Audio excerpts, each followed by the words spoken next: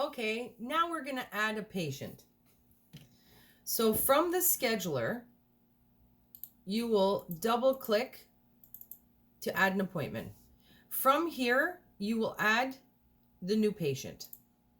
That opens up this tab. It's important to collect as much information over the phone to speed up the process when the patient comes. So you'll enter the information.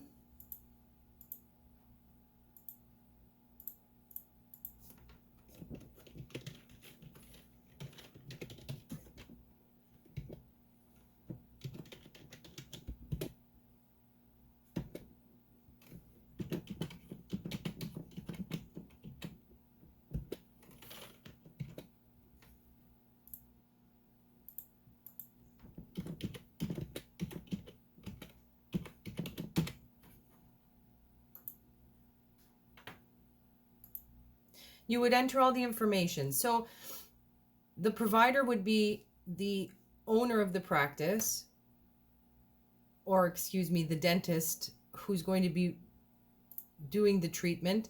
And then the treatment provider is usually the hygienist. But it might be different in your office. Make sure you verify with your people.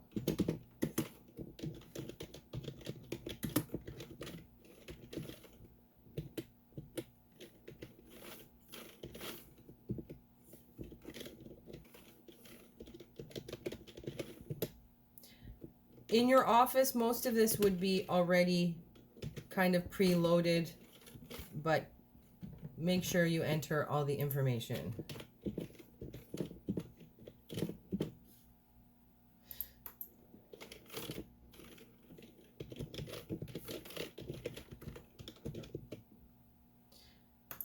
You can also put in the notes tab some information.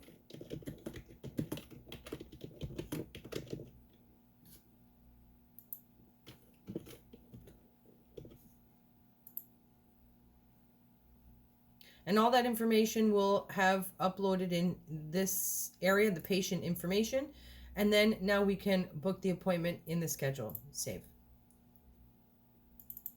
So for Maynard, we're going to see him as a new patient. And this is a trial module, so it's not showing us, but this is customizable. You can change these. And there would be something here that would say new patient something or other. So we're just going to put new patient because it's important we know when a new patient is there. Comprehensive oral exam, full set of x-rays, perio charting.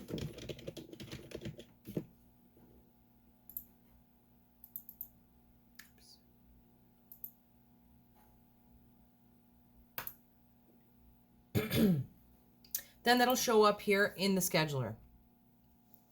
Then let's say Maynard has his family that wants to join. A great way to do this is switch the patient ledger, which will switch up this here. You can actually just add it from this window. And what it'll do is it'll just pick up all this information that's in here and copy it over. So let's do that.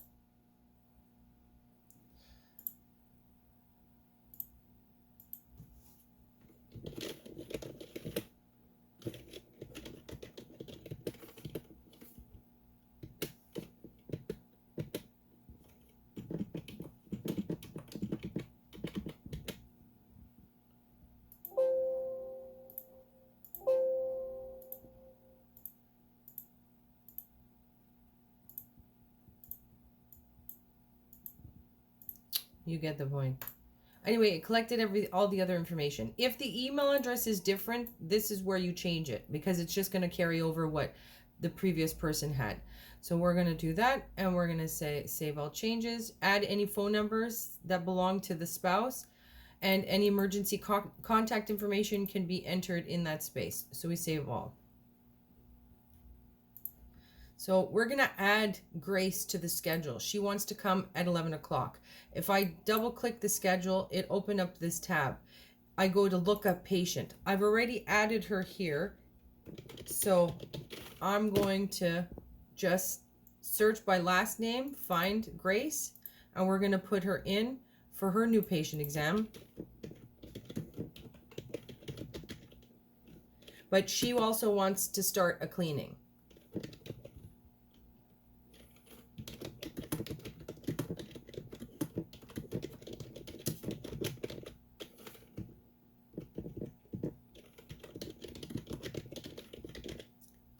So because she's doing a cleaning as well as the exam, I'm going to give her a little more time.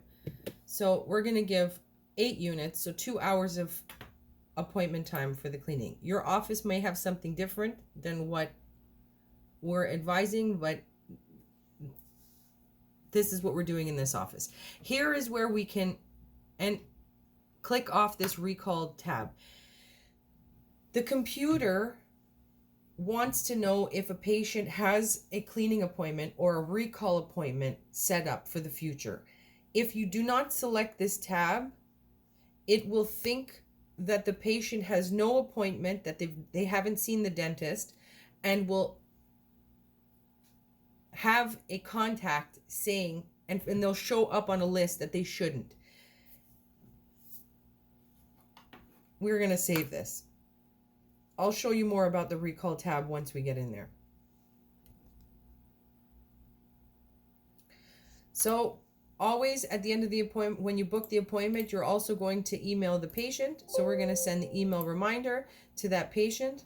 Now it gave me a warning that I haven't updated something. Let's go to the patient tab here. Here, if we go to the reminders, I've not changed this to give permission for that reminder. So has the patient been asked how they preferred to be reminded? And I said yes, because I asked them if they wanted an email reminder and they said yes. So I'm going to update that. If you had a patient survey, email survey, anything like that, you can put this, you can click these. In this office, we don't do that. So I'm not going to select that, and I'm going to save. Now I can send her the email through this portal and it will go automatically. Now, once the patient presents in the office, they still do have to fill out some type of paperwork, and you have to update some information. So what we can do is we can expand this tab if we like, just to give us a kind of a bigger view of the information that they require. So this is the main ledger page of the patient's chart. This will show you any outstanding balances, any emergency contact information. I'll show you the phone numbers here, who the providers are with. Sometimes there's a hygienist that a patient was referred to, or a dentist if you have different associates in the practice. This is where you would select or change what providers they want to be seen by. So let's say this person was referred by someone who saw Dr. Smilewide. So we're going to then select and make sure that they're with Dr. Smilewide, so that we're always booking with them. If we try to book this appointment in Dr. Painless's schedule, then it will give me a alert telling me I'm booking in the wrong column. And then I can ask the patient if the patient's okay with seeing a dentist that they were not originally wanting to see. From here, let's save that. From here, we can go into the personal. In the personal, we'll show you, you can actually update the information for school, any information about the school that they're in. Occupation is good for just record collecting, just so you have a demographic, you have a good demographic of who you're, but not all offices collect this information. Administrative, this is a good date where you can show who they were referred to and from, who you refer to as far as the dentist. It also gives you like just different information that you can upload that makes sense to your patient and what your practice likes to do. Reminders, like we went over, is for the email reminders. Some people like the SMS or text messages. You can do that too.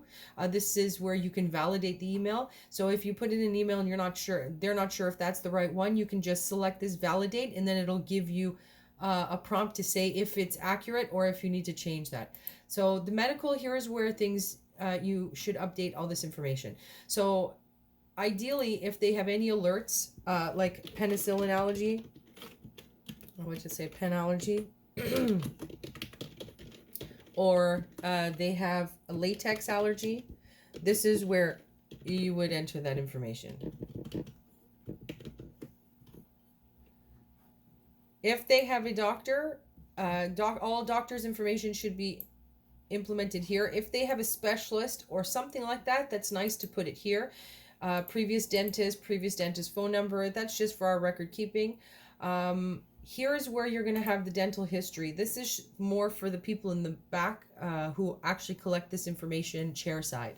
But it's important that you know that the program has it. This is where the dental history is. This is where the medical history is. It's just asking me to save it because I was in a different place. This goes through all of the information there. And then if the doctor needs to write a prescription, this is where the prescription would be written. So it's tailored exactly to the patient. Normally you would have already all the drugs that we prescribe preloaded in here, so you could just click, but otherwise you could add the drug. And we're going to say amoxicillin, 500 milligrams. It doesn't matter. So we want to dispense 21 tabs, 0 refills. Okay, we're going to save. Oh, this is.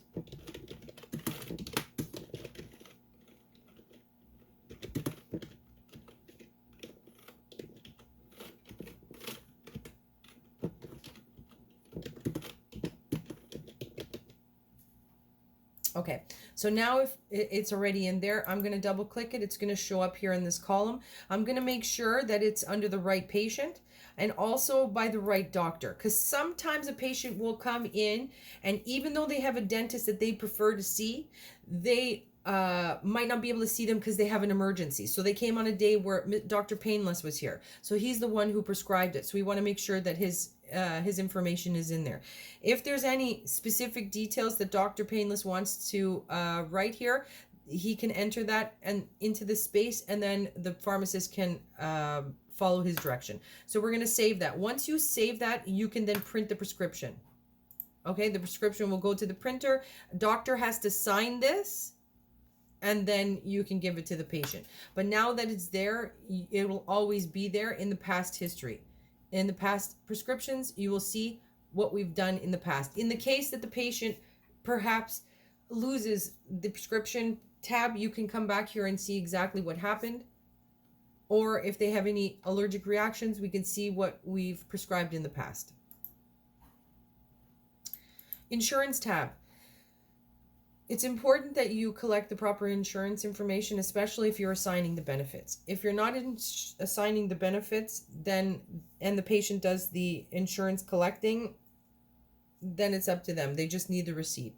But as far as we are concerned, when we need to add information, we need to be as accurate as possible. So we're going to add a policy. So depending if the patient is a policy holder or not, or a dependent, the patient will tell you. They'll have a card that says that either they're the member or the dependent. We're going to add this policy as the policy holder.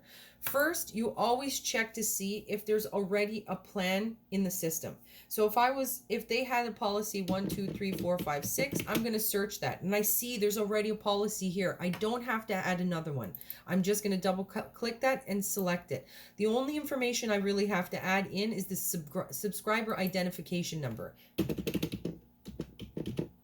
It'll be on the card and the member will provide it for you. So make sure if you're assigning a benefit that you're clicking off this check mark. If they have a Blue Cross, or there's some policies that have a dependent code, this is where you would put it. This is the relationship to the member. So if it's their self, if they're the spouse, the child, common law or other, this is where you would enter that. Now, the start date is important. If, let's say, the month that we're in is March and their insurance started in January, or the opposite, we're in January and their plan starts in March, we want to know that too. Because if their plan starts in March,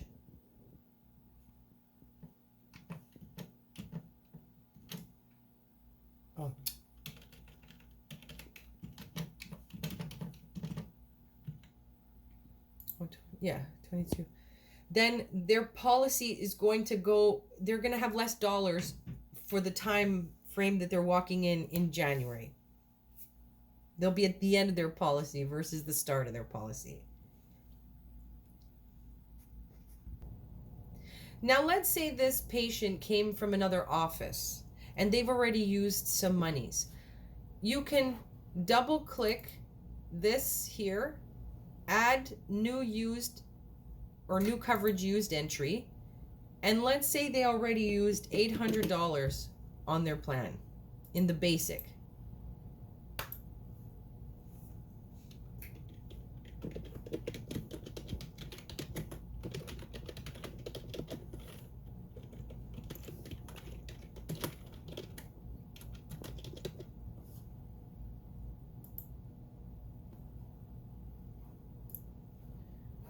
The dollars should change. This is just a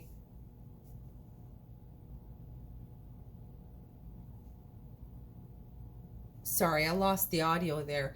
This is just a test program, so it's not going to do exactly what I needed to do, but that's where you can do that and it would do all the calculations for you.